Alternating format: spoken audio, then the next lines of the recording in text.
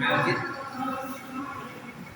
चौथो अरुणाचल मुक्ति दिवसको अवसरमा आयोजित पत्रकार सम्मेलन भविष्यको ज्यालो हुन्छ त्यही चाहिँ हामी ससित चाहिँ यो कुरा चाहिँ राख्न हामी खोज्दैछु। धन्यवाद। प्रेस विज्ञप्ति हामी मिडिया मार्फत सरकार मार्फत चाहिँ हामी यो चाहिँ प्रस्ताव पेश गर्न चाहन्छौँ।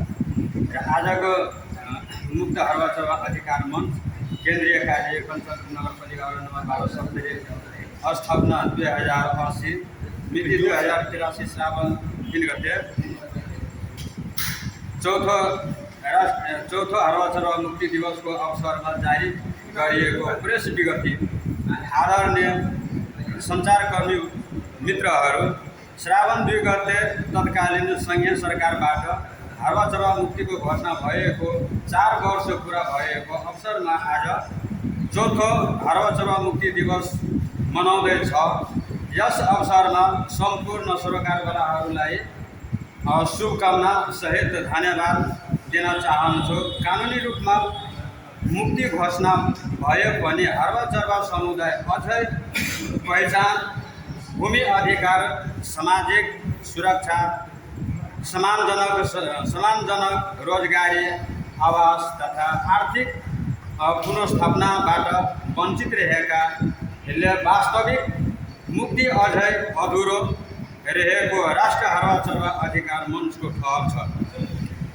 राष्ट्रिय दलित नेटवर्क नेपाल समुदाय सुधार केन्द्र धनुषा, दलित जल कल्याण युवा क्लब सिराहा, जनचेतना दलित सङ्गम सप्तरी र श्रीपुराज सामुदायिक विकास केन्द्र लगायत साझेदार संस्था सङ्घको संयुक्त पैरवीको परिणामस्वरूप मध्य प्रदेश सरकारले आर्थिक वर्ष 2083-84 को नीति तथा कार्यक्रमको बुँदा नम्बर 4.2.1 मा प्रदेश सरकार अरुणाचल समुदायलाई पूर्ण रूपमा मुक्त गर्दै उनीहरूको भूमिमाथिको अधिकार, सामाजिक सुरक्षा र आर्थिक पुनर्स्थापना सुनिश्चित गरी कृषि व्यवसायमा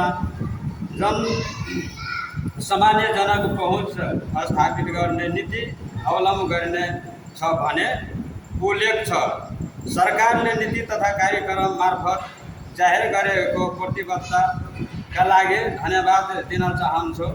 साथै भूमि व्यवस्था, कृषि तथा सहकारी मन्त्रीज्यूले अरुणाचल लगत सङ्कलन, प्रमाणीकरण, परिचय पत्र वितरण निर्देशिका शीघ्र जारी गर्ने सार्वजनिक प्रतिबद्धता समेत व्यक्त गर्नुभएको छ। अरुणाचल नेपालका कृषि क्षेत्रमा पुस्तेदेखि बाध्यकारी श्रम गर्न विवश रहेका कृषि मजदुर हुन परम्परागत रूपमा खेत जोत्ने मजदुरलाई हारवा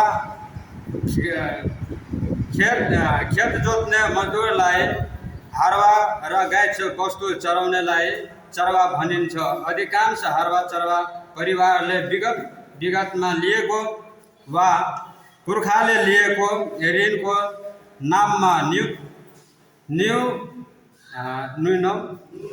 नुन वा बिना जलामा श्रम गर्न बाध्य छन्। उनीहरूलाई ऋणको वास्तविक रकम, ब्याज वा ऋण कहिले सक्ने भन्ने जानकारी समेत हुँदैन। त्यसले उनीहरूलाई अझै आधुनिक दास्ताको चक्रमा राखेको छ।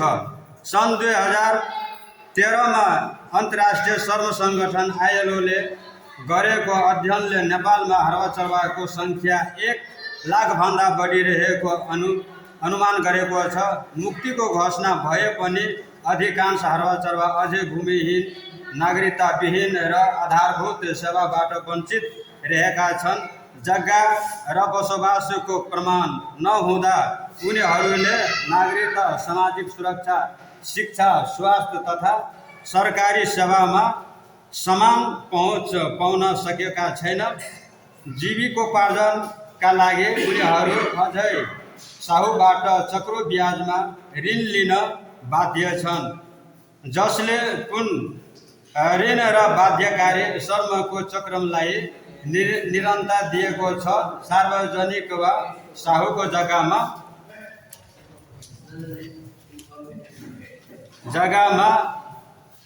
सुरक्षित बसोबास हुने जाला।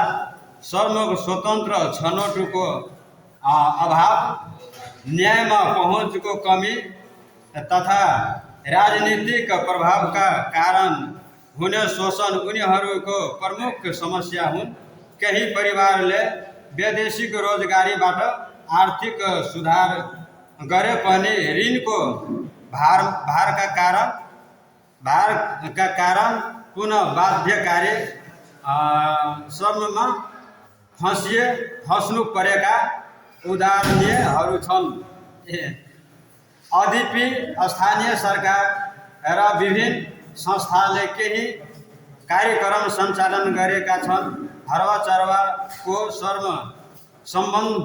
सम्बन्धमा संरचनागत परिवर्तन र दिगो पुनर्स्थापनाका लागि अझै प्रभावकारी नीति तथ्याङ्क र कार्यान्वयनको आवश्यकता रहेको छ। नीति तथा कार्यक्रम प्रभावकारी रूपमा सञ्चालनका लागि हरवा चरवाको वास्तविक पहिचान आवश्यक छ।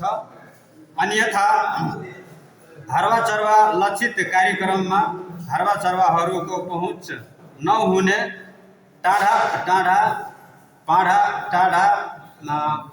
बाठाहरूले मात्र लाभ लिन सक्ने अवस्था आउन सकिन्छ। हरवा चरवाको पहिचान र प्रमाणीकरण बिना प्रदेश सरकारको नीति तथा कार्यक्रम कार्यान्वयन असम्भव छ।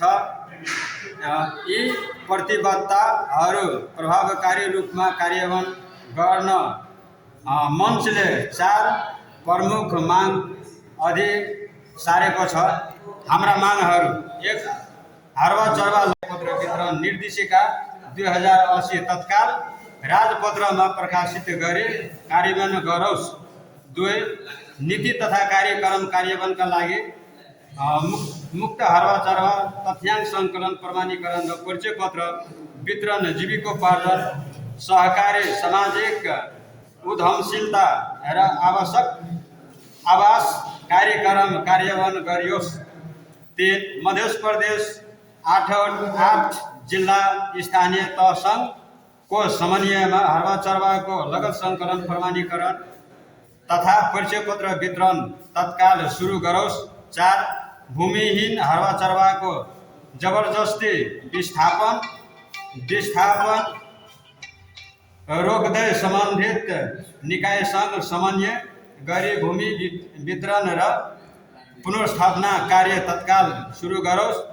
अन्त प्रदेश सरकारको नीति तथा कार्यक्रम कार्यान्वयन गर्ने हरवा चरवाहरूलाई वास्तविक मुक्तिको अनुचित अनुभूति प्रदान गर्ने हो भने उपरोक्त मागहरू पूरा हुन जरुरी छ। मञ्च प्रष्ट रूपमा जोड दिए चाहन्छ कि घोषणा मात्र मुक्ति होइन, व्यावहारिक कार्यान्वयन नै वास्तविक मुक्ति हो। उल्लिखित मागहरू पूरा नभएसम्म मञ्चलाई आफ्नो अधिकारमुखी पैरवी, संवाद तथा दबाव अभियानलाई अझै सरल रूपमा निरन्तर अघि बढाउने प्रतिबद्धता व्यक्त गर्दछु। धन्यवाद, नमस्कार। 2079 साल साउन 2 गते कमैया मुक्ति दिवसको सन्दर्भ पारेर तत्कालीन प्रधानमन्त्री शेरबहादुर देउवाजीले एउटा घोषणा गर्नु र के भन्नुभयो भने कहीँ कतै कमैया या बाँधा श्रम प्रणाली छ भने त्यो श्रम प्रणालीलाई आजका दिनदेखि म मुक्तिको घोषणा गर्छु, यिनीहरूको पुनर्स्थापनाको व्यवस्था गर्नु भन्ने खालको 4 बुँदे घोषणा गर्नु र त्यसको आधारमा हामीले निरन्तर रूपमा प्रदेश सरकारसँग लबिङ गऱ्यौँ, प्रदेश सरकारसँग छलफल गऱ्यौँ र स्थानीय निकायसँग पनि निरन्तर रूपमा छलफल जारी छ। र अहिले हेर्दै गर्दा यसपालिको नीति तथा कार्यक्रममा हरुवा चरवाहरूले पूर्ण मुक्तिको अनुभूति हुने भन्ने शब्द 4.2.1 मा नीति तथा कार्यक्रममा उल्लेख गरिएको छ। तर अब यहाँनिर विडम्बना के छ भने बजेट पनि करिब 3,56,00,000 को हाराहारीमा छुट्टिएको छ हरुवा चरुवा दलितलाई भनेर।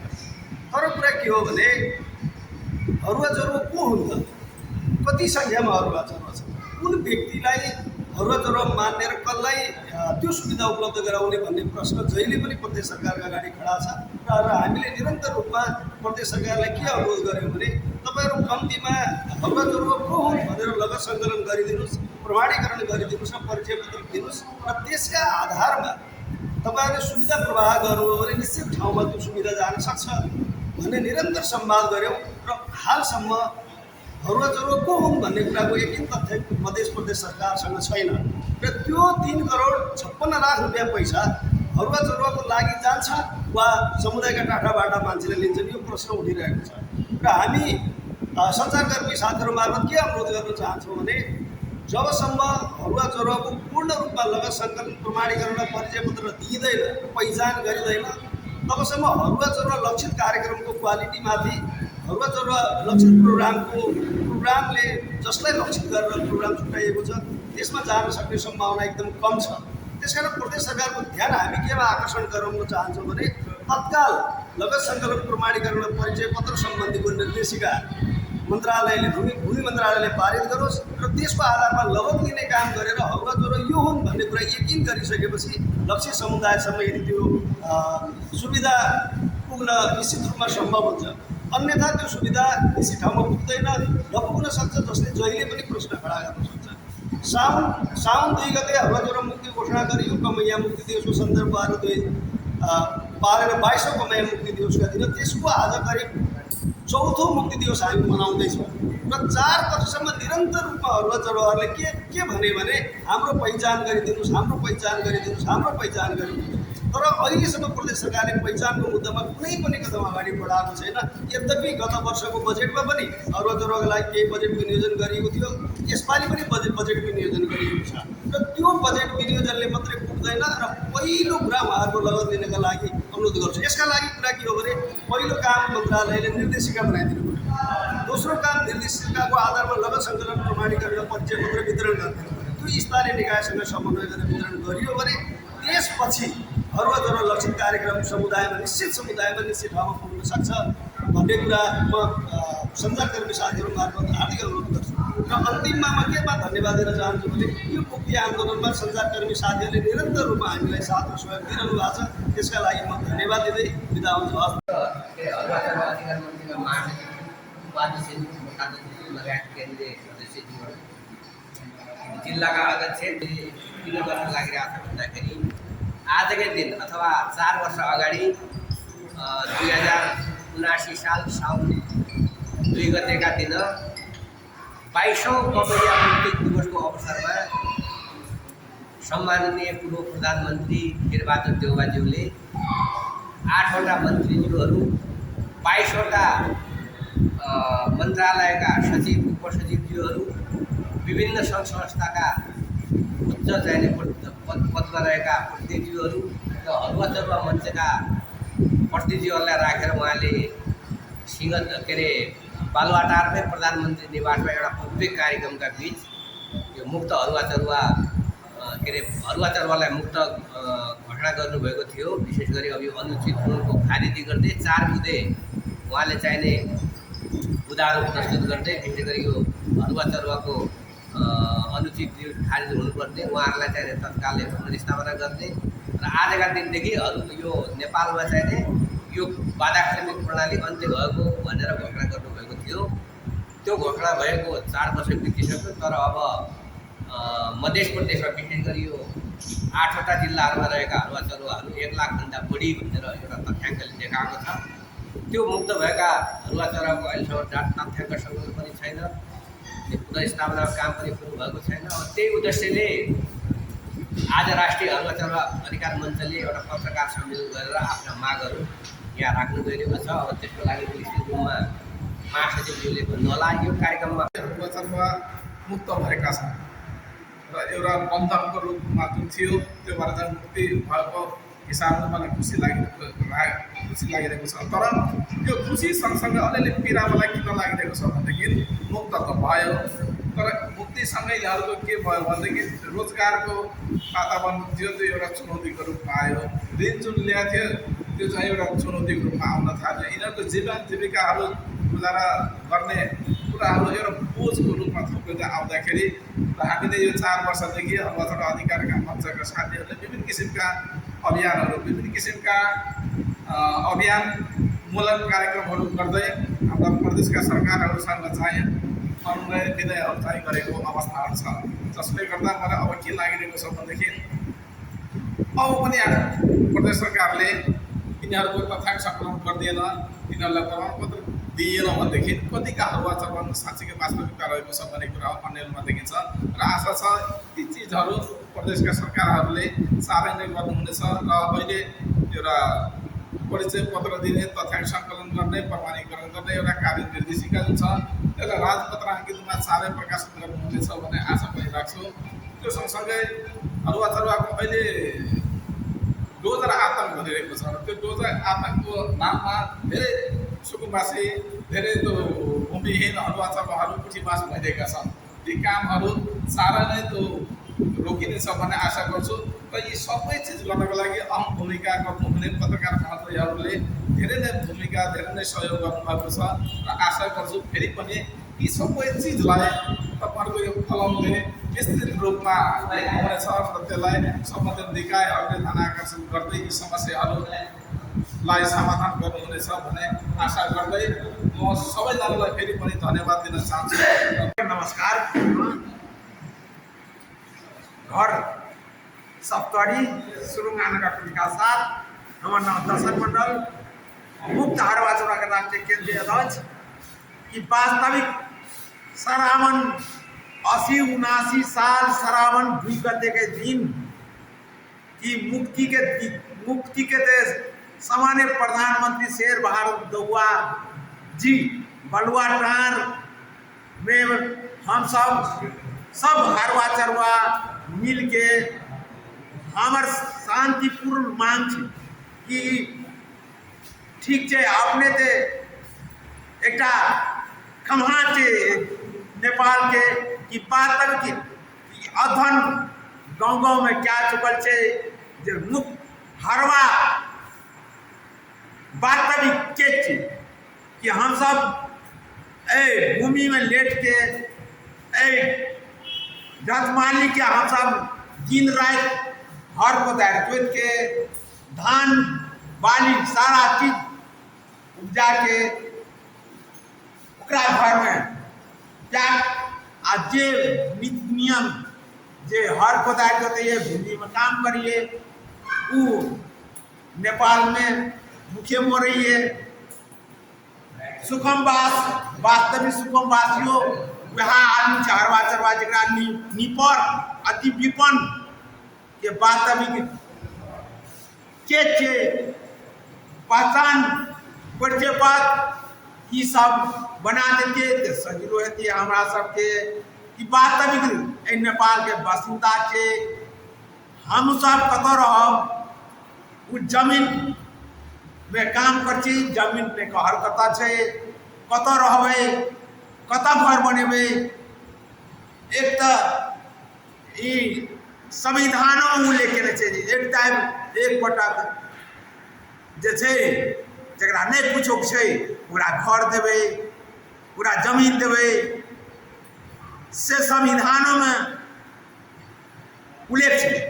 लेकिन ई कारण की कारण के की वस्तु जो हमरा सबके ई व्यवहार में लागू होबा चाहिए कि क्षतिपूर्ति सहित मुक्ति के घोषणा करते तो हम वही दिन कि हम कसम खेलिए कि हमरो सब कतर हमें वो क्षतिपूर्ति सहित के घोषणा कर देवे तो हम सब शांतिपूर्ण से हमरा के मांग है ये चीज हमरा पे होबाक चाहिए न तो हम सब फिर आंदोलन हमारे जारी रहत से हम वादा करें हम जब तक हमरा सबके एक टुकड़ा जगह जमीन नहीं है कतर हम कि आए किसानों के हानि नेपाल सरकार के हम एक बुझो ने धियापुता कि वो हम सब कतर हम घर अलानी में उस संगे जगह जमीन वाला दाबी दे जोश अलानी जे ओहस ना बैठा छै ओहस ना वो जगह वाला दाबी दे जे हमार मुहार हमर आगाज से ऐसे से हट जाओ ताकि आज गली गली रोड बने ओकर कीमती ओहि जगह के भाव बढ़े छै ओकरा और खुशी छै आ जकरा घर दुआर नहीं छै कतऽ रहत ओकरो पुनः स्थापना के बात छै जे कतऽ रखबै केना ओकर दिनचर्या बीतै तो खातिर इस सरकार के ध्यान आकर्षण करबै छै कि वास्तविक ओकरा राखू क्या अहाँके सुपुत्र जकरा मानै छै जे हमसब मत तऽ अहाँके दै छी लेकिन हमसब रहम कतऽ ओ किनारा लगा जाओ ताकि हमसब एकटा सुखी जे कम कीमत जे कहने छै अपने से तत्व मांग छै और वो चीज भेट जेतिए तो हम सब कहीं खुश रहतिए अतः कहे और कार्यक्रम हम यही स्थगित करती। धन्यवाद।